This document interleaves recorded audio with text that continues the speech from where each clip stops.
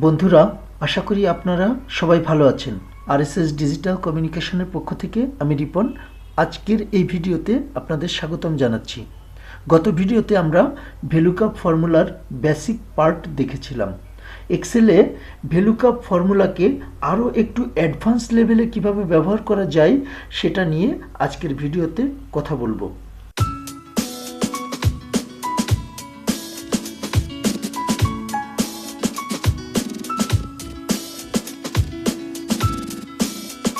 বন্ধুরা, আপনারা যদি শুরু থেকে এক্সেল শিখতে চান তবে ভিডিওর ডেসক্রিপশন বক্সে থাকা প্লেলিস্টের লিঙ্কে ক্লিক করে এক্সেলের ভিডিওগুলি সিরিয়াল অনুযায়ী দেখা শুরু করবেন, কারণ এই টিউটোরিয়ালটি আমি একেবারেই বেসিক থেকে সাজিয়েছি। বরাবরের মতো আবারও আপনাকে অনুরোধ করব, আপনি যদি আমার চ্যানেলটিকে এখনও সাবস্ক্রাইব না করে থাকেন তাহলে অবশ্যই সাবস্ক্রাইব করবেন এবং ভিডিওটিকে লাইক, কমেন্ট, শেয়ার করে আমাকে উৎসাহ যোগাবেন, যেন আমি আগ্রহ নিয়ে আপনাদেরকে আরও ভালো কিছু শেখাতে পারি। ভিডিওটি সম্পর্কে কোনো প্রশ্ন থাকলে ফেসবুক পেজ এবং ওয়েবসাইটে লগ ইন করে জানিয়ে দেবেন। আমার ইউটিউব চ্যানেলে গিয়ে ব্যানারের ঠিক ডান পাশে ফেসবুক পেজ এবং ওয়েবসাইটের বাটন পেয়ে যাবেন। বাটনে ক্লিক করলেই অটোমেটিক্যালি পেজ ওপেন হয়ে যাবে। তো আমরা মূল আলোচনায় চলে আসি। বন্ধুরা, আজকের ভিডিওটি সম্পর্কে ভালোভাবে বুঝতে হলে আপনাদেরকে আমার পূর্বের দুটি ভিডিও দেখে আসতে হবে, অন্যথায় ভিডিওটি বুঝতে আপনাদের সমস্যা হতে পারে। আপনাদের যদি আগে থেকেই সেল রেফারেন্স এবং বেসিক ভিলুকাপ সম্পর্কে ধারণা থাকে তবে আপনারা আমার এই ভিডিওটি কন্টিনিউ করতে পারেন, আর সেটা যদি না থাকে তবে আমার 21 এবং 26 নাম্বার ক্লাসটি দয়া করে দেখে নেবেন, তাহলে আপনাদের আজকের ক্লাসটি বুঝতে সহজ হবে। এর আগে ভেলুকাপ ফর্মুলার মাধ্যমে একবারে আমরা একটি কলামের ডাটা এক্সট্রাক্ট করেছিলাম। এখন আমরা একই সাথে একাধিক কলামের ডাটা এক্সট্রাক্ট করে আনব, অর্থাৎ এখানে শীট 2 এর ফাইলে employee ID, designation, district of birth এর ইনফরমেশনগুলি শীট 1 থেকে শীট 1 থেকে একবারেই এক্সট্রাক্ট করে আনব। তার জন্য আমি শীট 2তে আসব, এখানে ফর্মুলাটি লিখব equal to VLOOKUP, tab press করলাম। এরপর লুকআপ ভ্যালু বা রেফারেন্স টেক্সট হিসাবে এই সেলটিকে সিলেক্ট করলাম এবং এক্ষেত্রে আমরা F4 প্রেস করে আমি F4 প্রেস করে এই সেলটিকে ফিক্সড করে দিলাম। তারপর কমা দিয়ে টেবিল অ্যারে হিসাবে শীট 1 এর শীট 1 এর সম্পূর্ণ এই টেবিলটিকে সিলেক্ট করলাম এবং এখানেও F4 প্রেস করে F4 প্রেস করলেই এখানে ডলার সাইন চলে আসবে এবং এটিকেও আমি ফিক্সড করে দিলাম। এভাবে ডলার সাইন এনে কিভাবে সেলকে ফিক্সড করতে হয় এটা যদি আপনাদের সেল রেফারেন্স সম্পর্কে ধারণা না থাকে তবে কিন্তু বুঝতে পারবেন না। এ কারণেই আমি বারবার একটা কথাই বলছি, সেল রেফারেন্স সম্পর্কে ধারণা নিয়ে তবে আপনাদের এই ভিডিওটি দেখতে হবে।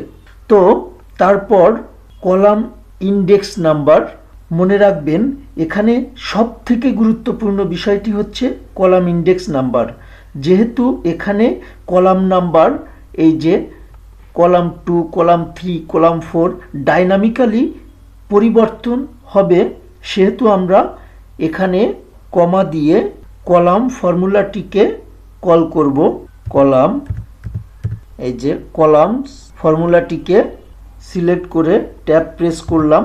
এখানে অ্যারে হিসাবে রেফারেন্স কলাম থেকে যে কলামের ডাটা এই মুহূর্তে আমরা এক্সট্রাক্ট করতে চাই, অর্থাৎ এমপ্লয়ি আইডি কলাম পর্যন্ত রেঞ্জটি নিলাম। এখানে আমাদের নিশ্চিত করতে হবে যে প্রথম কলামটি অর্থাৎ B2 কলামটি যেন ফিক্সড অবস্থায় থাকে। তার জন্য আমি প্রথম কলামটির এখানে ক্লিক করলাম এবং F4 প্রেস করে কলামটিকে ফিক্স করে দিলাম। তারপর ব্র্যাকেট শেষ করলাম, কমা দিয়ে 0, আবারও ব্র্যাকেট শেষ করলাম এবং এন্টার প্রেস করলাম। দেখেন আমাদের ভ্যালুকাপ ফর্মুলার মাধ্যমে এই সেলটিতে কিন্তু ডাটা এক্সট্রাক্ট হয়ে আসলো। এবার আমরা এটাকে কপি করে বাম থেকে ডান দিকে প্রত্যেকটি সেলে বসিয়ে দিলাম। দেখেন প্রত্যেকটি সেলে কাঙ্ক্ষিত ডাটা পেয়ে গেলাম।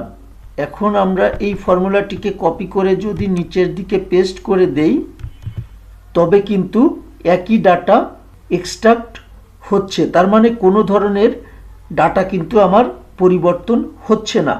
এটা সলভ করার জন্য আমাদের নিশ্চিত করতে হবে যে এখানে শুধুমাত্র কলাম ফিক্সড অবস্থায় থাকবে কিন্তু রো ফ্রি অবস্থায় থাকবে, কারণ আমি যখনই নিচের দিকে নামবো সাথে সাথে রো নাম্বারও পরিবর্তিত হবে।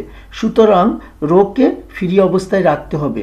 আর তাই আমি রো এর এই ডলার চিহ্নটি উঠিয়ে দিলাম।